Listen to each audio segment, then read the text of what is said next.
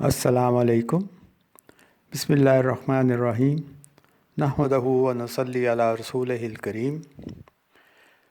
آج ہم ماتحت لوگوں، نوکروں اور دہاڑی دار طبقے سے اسلام کے بتائے ہوئے اصولوں کے مطابق معاملہ کرنے کا مطالعہ کریں گے۔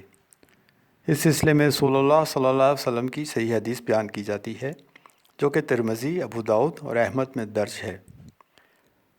عباس بن جلید حجری سے روایت ہے، وہ کہتے ہیں کہ انہوں نے عبداللہ بن عمر رضی اللہ تعالیٰ عنہ کو یہ کہتے ہوئے سنا، ایک آدمی نبی کریم صلی اللہ علیہ وسلم کے پاس آیا اور کہا، اے اللہ کے رسول، ہم کتنی دفعہ خادم سے درگزر کریں؟ آپ صلی اللہ علیہ وسلم خاموش رہے۔ اس نے پھر یہی جملہ دہرایا، لیکن آپ پھر خاموش رہے۔ جب اس نے تیسری مرتبہ کہا تو آپ صلی اللہ علیہ وسلم نے فرمایا، روزانہ 70 بار یعنی 70 ٹائمز درگزر کیا کرو۔ اس حدیث سے ایک دفعہ تو روکٹے کھڑے ہو جاتے ہیں کہ اسلام نے ماتحت لوگوں کو کتنے حقوق اور عزت دی ہے۔ اس کو ہم اگر گہرائی میں جا کر مطالعہ کریں تو اللہ تعالیٰ کے دنیا کے سسٹم کے سٹرکچر کو سمجھنا ہوگا۔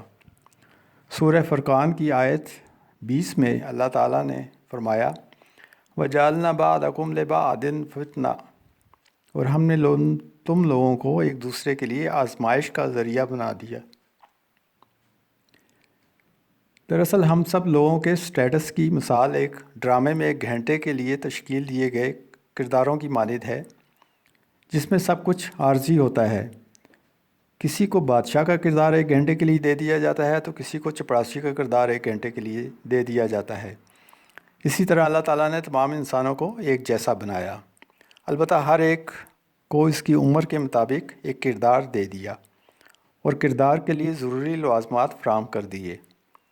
ہر انسان اپنے کردار کا اپنے رب کے ہاں جواب دہ ہے۔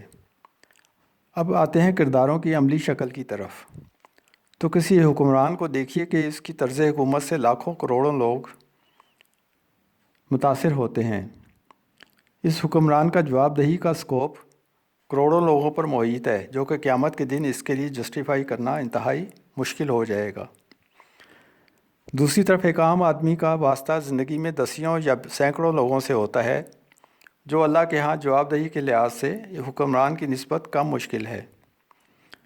چونکہ دنیا میں امیر غریب کے کردار اللہ تعالیٰ کی طرف سے مقرر کیے گئے ہیں، اس لیے سٹیٹس کے تعین کی نفی ہو جاتی ہے کہ کس کی عزت زیادہ ہے۔